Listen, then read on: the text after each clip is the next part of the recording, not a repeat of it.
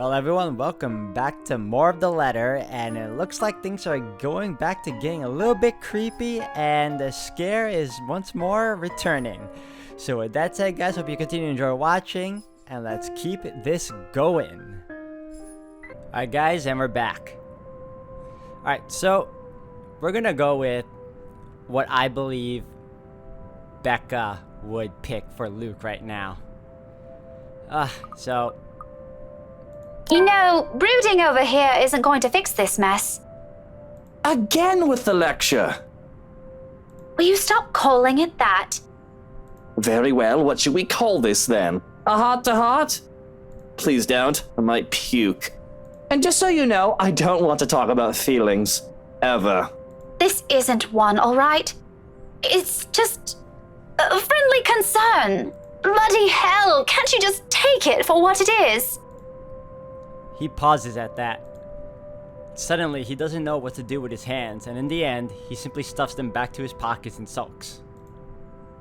There probably aren't many people who tell him that. He's a difficult man to get along with, after all. I honestly won't give him a second of my time if I didn't see a different side to him. Dealing with him requires more than patience. When the awkwardness passes, mostly coming from him, he merely glances away. But the tightness in his shoulders has eased, and when he speaks again, despite his rather rude choice of words, none has any venom in it. Friendly concern, right. While we're at it, I should mention that Hana used to call that Viper friend. Now I think she might want to strangle the Munta if she sees her again. After she's done with me, of course. I doubt she's going to do anything like that. What do you even know about this? Oh, I know enough. You may look like a sleazy douche, and you still are, by the way. It's almost comical how fast his face shifts from mild disdain to offended, but I don't let it distract me. These things need to be said, and he needs to hear them. Even though they're coming from some meddling stranger. But you have your few good moments. I might even say that you're a decent person, if I'm in the mood. Now go. If you really love her, you've got to try and fix this yourself. Maybe tomorrow. Luke! Daisy, did you see her earlier? Was that the face of a wife who wants to have a chat with her cheating husband? Oh, well, at least you admitted you did something wrong. Good for you. How about a star? Would you like a star to go with that good deed? Don't get used to it. Do you realize how awkward this is? Oh, I do. Before I've even thought about what to say, I've known there can only be two ways this can go. All things considered, it isn't as bad as I assumed. However, there are still some things my brand of encouragement can't fix. His marital problems, first and foremost. His attitude follows right after. Concerns aside, I can't help with those. Those are things only he can fix, and it's definitely not by standing around here bantering. Don't worry, I was just about to leave. Feel free to continue with your brooding once I'm gone. I'm not going to tell anyone. Cross my heart. You think this is funny, Daisy? I actually liked how his voice went high on that one. Laughter is the only response I give him. With a slight wave of my hand, I end it right there and walk away. Although I can't resist the urge to glance back before I leave, if only to have one last look at the man he really is. But the instant I turn my gaze on him, I see it. Oh. And here I thought we were finally given like a huge breather, and now we're back with this. Looming, hovering over his shoulders, drawn to him like a moth to a flame. Like the first time I've stepped inside the place in search of Isabella. He was there too, wasn't he? That man, along with his wife and another person, Miss Makala? And that shadow. No, a woman now. Her, no longer a dark blur. Terror rushes through every vein in my body. A crippling sensation gripping every part of me while she stares at me with a glare filled with nothing but hate and venom. It's like staring at the eyes of a woman I've unknowingly robbed of something precious. I try to say something. A warning. But before I can gather my wits and voice it out, someone shuts the door behind me. As if to keep outsiders away from the secrets this mansion possesses. The brush of fresh air against my cheeks does little to dampen the chill in my bones. By now, the sensation, the fear and disquiet it leaves whenever I see her, is familiar enough for me. Already it has made a home in my nerves. I don't even notice my trembling hands until I cross my arms and across my chest. The cold from the tips of my fingers seeps through the thick material of my shirt. Neither of it helps bring together some semblance of coherent thought in my head. But I know I should. Someone has to tell that douche. I start walking back before fear can cripple me again. It's not wise. Returning, that is, especially after what happened. But Hana's still an old friend, and Luke doesn't deserve whatever misfortune that letter might bring. I can't just leave those two in there. Isabella's right. She's real, and there's something she wants from everyone who has read that. Becca, where'd you go off to? If you're done here, let's go. I'll get you back to the city. My mistake, the second his voice cuts through the crisp night air, is that I've allowed my annoyance to get the better of me. Fuming, purpose forgotten, I whirl around and march towards him. One accusation after another piles up at the tip of my tongue, ready to be hurled at any moment. There's no hesitation holding me back when I fling it at him. That straight face he keeps as I do so doesn't help temper my anger either. It only makes me want to slap some more sense into him. Shouldn't I be the one asking you that? Becca, I've been waiting here the whole time since that mess in the hall. I told you I hate parties like... And before that, where have you been the entire evening? Right then and there, I might have forgiven him if he's shown some ounce of remorse for leaving me like that. Maybe he could have looked away, given me a sign that my assumptions might be right. He doesn't even need to put them into words. A single gesture of confirmation is all I need. Rather, what I get is the same impassive look. He does that whenever he can't disclose anything. He does that whenever he's lying. In the face of it, amidst the thick tension, a frustrated huff is the only thing I can summon. Be that way. Fine. Suit yourself. No more words. After everything I've seen and heard tonight, I'm already too exhausted for those. So without speaking any further, I simply walk past him and stomp over his car. Although before I can pull open the door, he calls out, one hand outstretched, a gentle weight on my shoulders. Wait, Becca. He pauses, his brows furrowing and lips curving into a slight frown. I can almost see the gears turning in his head while he tries to piece together everything he wants to say. Before, perhaps, I might have waited patiently for those. He's not a man fond of using words to express himself. More often than not, any gesture of honesty will only come out blunt and coarse when forced. But today, for one reason or another, I simply can't summon the forbearance. Ashton, if you're just going to waste my time again... Becca, listen. I don't know how else... That much is obvious. Why don't you just take the whole bloody night? Go on. I can wait until next year. Better yet, why don't you just keep it all to yourself like you always do? It's not like... Rebecca, will you hear me out first? The silence I can offer him. But whether I believe what he's about to say is still up for debate. A very long debate. I honestly don't know how else to put this. I'm aware your parents have some kind of history with Hana Wright, and somehow you're friends with her. But you should stay away from these people for now. Especially the husband. Who? Luke? His expression deepens into a scowl at my mention of the name. But whatever opinion he has, he doesn't immediately voice. Still, something about it has greatly displeased him, evident in the stiff note his tone assumes. Yeah, he's bad news. I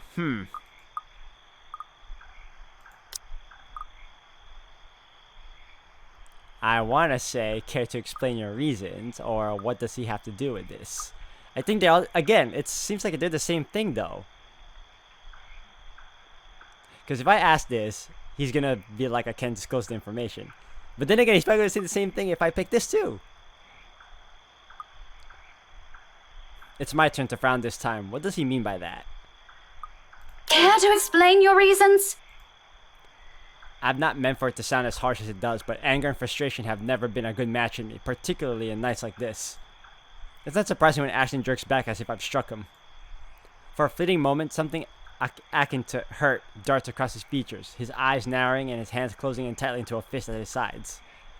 Then swiftly, he glances away and shifts his focus in the line of trees nearby, like an answer can be gleaned from the dark expanse. I'm really sorry, Becca. What is it for? For the party? The vague answers he continues to give? Does it include all those times before this, the year's worth of it? I don't doubt its sincerity. However, at the moment, the forgiveness he's asking isn't something I'm all too willing to hand, furious as I am. It's frankly a wonder how I can keep myself from raising my voice at him. We'll talk about this tomorrow. And you better have a proper answer for me by then. There's a brief hesitation before I step away, a short moment of wanting to say more, of waiting if he has anything to add. He's only silent, eyes still trained at a distance. It is the last glimpse I see of him before I climb inside his car. If the door slams closed with the same force as the anger I'm holding, its sounds merely vanishes into the night unnoticed. He follows soon after, and shortly we're on our way back to the city. Yet even the city's bright lights welcome us. The dense, somber air from the mansion still lingers. The moon is almost at its highest by the time we reach Salem Well. Even after our respective heads have cooled off, the atmosphere within the car remains rife with unspoken tension. This isn't a problem so easily fixed with a few handshakes. Quite frankly, I don't know what will. Ashton himself has no idea what to do when he alights and dawdles awkwardly in the middle of the car park unsure. It almost seems like he's having an internal debate whether he should say goodbye or mutter another apology. I could have driven him away purely out of spite the second I've gotten off. Still, old habits die hard. It's late and Ashton's flat is on the other side of the city. Irritation might still rear its head every time I look at him right now, but I'm not too cruel to put him on another long drive. Especially when he still appears as if he hasn't gotten any rest. You can borrow the couch. I throw the keys to my flat his way before the protest forms on his lips. Although he catches it with ease, he eyes it with a wary expression and shoots a puzzled glance my way. You haven't been forgiven. We're still going to have that talk, believe me. But I'm not about to send you out on another drive looking like that. It's late. Go get some rest. We're setting aside a lot of loose ends like this, but he appears to have accepted the reason, at least in the meantime. He does give me another questioning glance when I shove past him, pulling my mobile in the process. Where are you going? I thought... You go ahead upstairs. I need to contact Professor Andrew. Andrew? Why would you... Oh, no. Please. This again. Is this about the letter thing again? It's been a week, Becca. I thought we already agreed that was a dumb Halloween prank. No need to bring in the old guy. Of course he's still skeptical. It makes one wonder if he's even seeing anything at all. Figures this curse will stay away from the scoffer. But this is another loose end tonight that I can't leave alone, Ashton's beliefs notwithstanding. It just so happens that it's one I can delve into using means other than taking a look at the mansion itself. Ashton, do you really think I still give a shite after that stunt you pulled tonight? No, but this is... I've spent so many years with him to know this is about to turn into another argument. Before he can finish it, I cut him off with a firm raise in my hand. Look, I don't care. There are weird things happening around here. And yes, it's Isabella's brand of weird. Ghostly voices, strange sounds, and a bloody woman sitting at the back of my car. You don't have to believe me. And I no longer have the patience to convince you, so just leave me be, Ashton. He doesn't push it, growing quiet instead. Although I know he has a whole case of it prepared inside his head. But there's a reluctant shift in his movement when he steps away from our conversation. Short of climbing the stairs, he stops, turns to face me with an expression almost too conflicted. Are you really sure? What? That there was something? That you've been, seeing things? Ah, so has he been seeing things too? Yes, I'm very, very certain. Now go. And you better not break anything in there. The last time I let you stay over, it was that statuette Belle gave me. You haven't even replaced that one.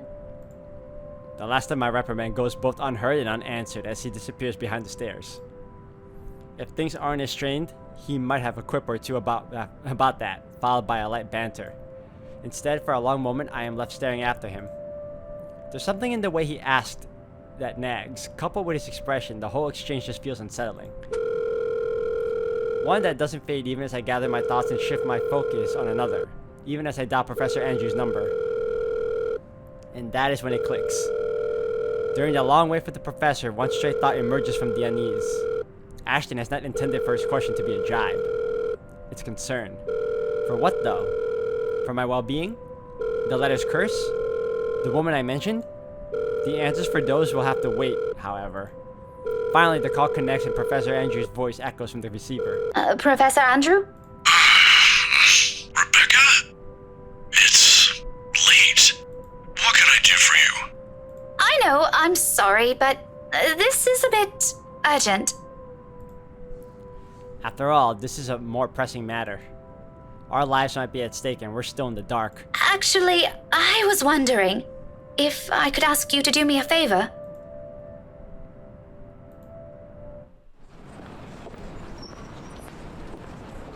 Professor Andrew Clark has agreed to meet with me 2 days later in front of Luxbourne's public library. He has other commitments, but being a longtime family friend has its perks. I have my parents' connections to thank for that. Of course, I'm not the sort to impose on him often, but the situation is... well, it's not entirely bad, although it does require calling in a few favors from friends like him. Without his signature, I won't be able to gain access to the library's restricted section. If I want to get more in-depth information on the Ermengarde mansion, that is. Not simply what they choose to show to the general public. As much as I hate to admit it, there's always something people censor, and whatever it is, I won't ever find it in the general section. It has to be what they're keeping here, beyond the public eye. The thought of that alone makes me antsy. Thankfully, I don't have to brood over it. The wait for the professor doesn't last long. He never did enjoy making people wait. Likewise, he dislikes people who are tardy. He arrives 5 minutes after I do, greeting me with that kind smile and casual wave of his hand. I haven't seen him in so long, but it appears he hasn't changed much. His familiar presence alone is enough for a fond smile to spread across my face. Professor Andrew. Rebecca, didn't I say long ago you can drop the professor? You know I can't possibly do that. Even if I can, it feels disrespectful to call you by your name alone. Both you and Ashton never listen to this old man. Kids these days. All right, but just for today, since you're doing me a huge favor, Andrew. I guess you simply can't have it all, even at this old age. But pleasantries aren't what we're here for, yes? You mentioned you needed a permit. Yes, sir, if that's okay with you. More than fine. Anything in pursuit of knowledge, as they say. He hands me the permit without further prompting. And just like he promised, he's also written a recommendation after his signature. This is more than enough to get me to those files. I mutter a small thanks before slipping it in my pocket. Although when I look back up, his brows are furrowed, the very face of curiosity. Not surprising considering how vague I've been during our little talk over the phone. Right then and there, I've decided to tell him if he ever asks. Maybe not all of it, but stuff he needs to know. It's the least I can do to thank him. As expected, true to his inquisitive nature, he asks. If you don't mind, though, I know you've always been an eager learner. But may I know what in the restricted section that piqued your curiosity? It's the Ermengarde mansion, sir. He's quick to raise an eyebrow at that, and for a while, I fear he'll take the slip of paper back. Is there something in what I said? The ones they have out in the general isn't enough? I'm, hoping for a more in-depth read, sir. More about the history and the people who once lived there. The general section doesn't have anything much on that. Oh, I see. Well, you certainly aren't the first one to be enamored with that place. It doesn't shock me. The architecture is admirable, and the urban legends are something to talk about. Why, just this past week, I've got a few asking me about that. Imagine that. I think enamored might be a little too much to describe our interest in it. But I have to agree. The mansion is beautiful, even with the renovations. They kept the stained glass windows, too. They are magnificent. Oh, you've seen it. I was there for a few hours to attend a housewarming party. The invitation was for my parents, but they couldn't make it. My mum used to work as a private tutor for the Evans. Hannah Wright? Ah, I know of her. Her husband, too. Who doesn't? Luxbourne's most popular couple. Something falls behind his eyes, the warmth in them suddenly gone, like he's reliving a painful distant memory and seeing it play right in front of him. It disappears almost as soon as it surfaces, but the look has unsettled something in me. Is something the matter? Nothing much. But you know, you're already like a daughter to me. So if you could, do be careful with the friends you make. Is this about the rights, sir? Just a friendly advice from an old man. Don't think much about it. Anyway, I have to leave now. Can't miss my weekly serving of bear claws. Say hi to your parents at the detective inspector for me, will you? I wish you luck with all that research. I will. Thanks for this, Andrew. Andrew gives my shoulder a light squeeze, the gesture a younger me has always appreciated, and quickly crosses the street after. I watch him until he disappears behind the door to a cafe, until the doubt swimming inside my head finds a moment to rest. Whatever his business is with the rights isn't anything I should concern myself about. But somehow, in the grand scheme of things now, all of it feels oddly relevant. Well, you should feel concerned because every little thing that connects us to that ghost lady is always useful in some way. The how, though, I've yet to find out. And I'm hoping the library will give me the answers I want this time. On a gloomy Sunday morning, the library is especially empty. The second floor in particular. I've always considered this place to be a sanctuary, a respite away from the hubbub of the city. As a child, I grew up reading books here, spending hours here to no end, poring over the pages, living out fantasies in my head until my parents called me home. Now, it feels nothing like it. The silence is smothering, suffocating. Even with how clean they've kept the microfiche room, how the entire small of it lacks a speck of dust or clutter, breathing is a struggle for air. Not far into my stay, I begin to look for the noise outside, and perhaps as a way to calm this unease, I start to hum a tune. Imagine that. Why of all things it has to be that silly nursery rhyme, I've not an inkling. It's because of that little girl.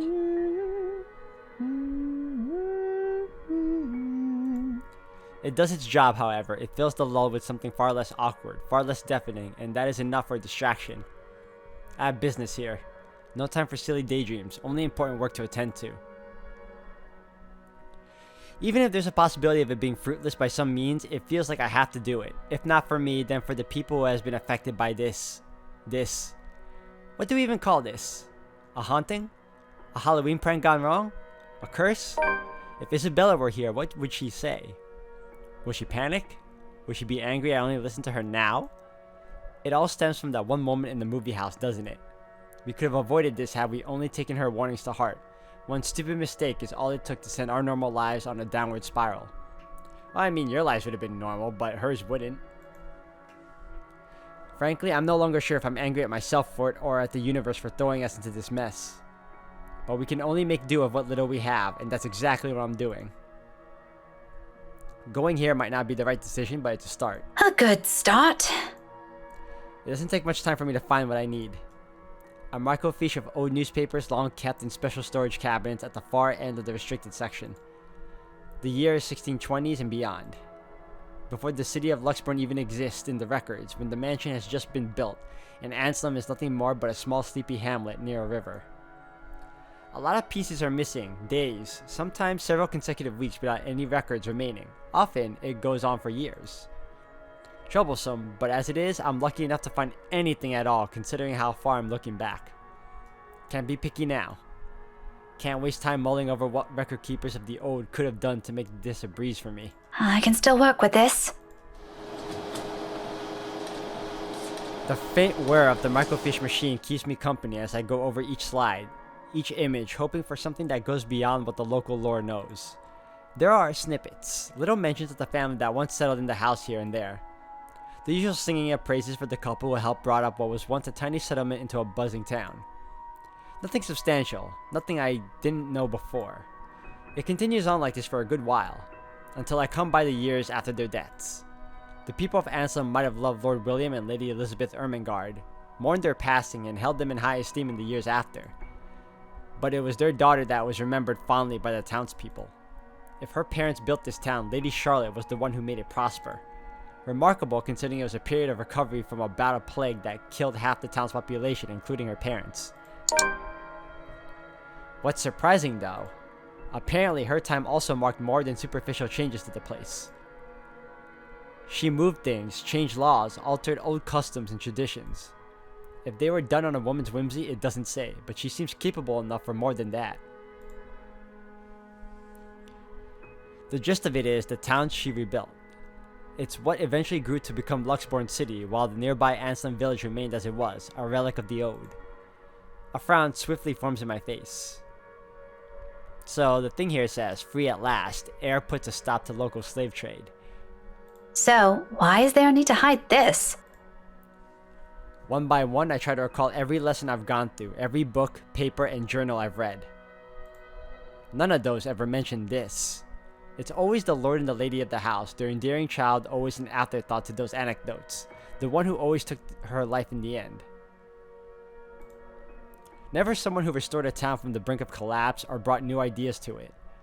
You would think that if people didn't want this information to be found at all, they would not keep it restricted. They probably would have destroyed it. So, why bother?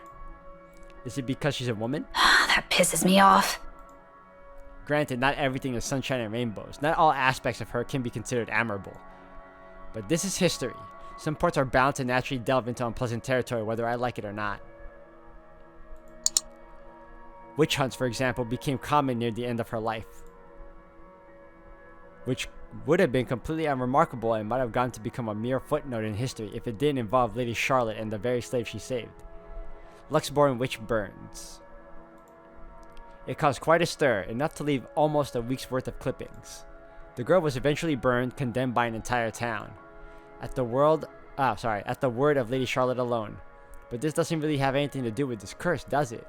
Unless that woman following us and this slave are the same person. A tale of revenge? How cliche. However, with the lack of accurate photographs, it's impossible to tell. Maybe if I squint, the illustration would start resembling her. But in my field, it doesn't work that way. Alright guys, I'm going to end the video here for today. Thank you for watching. Until the next one.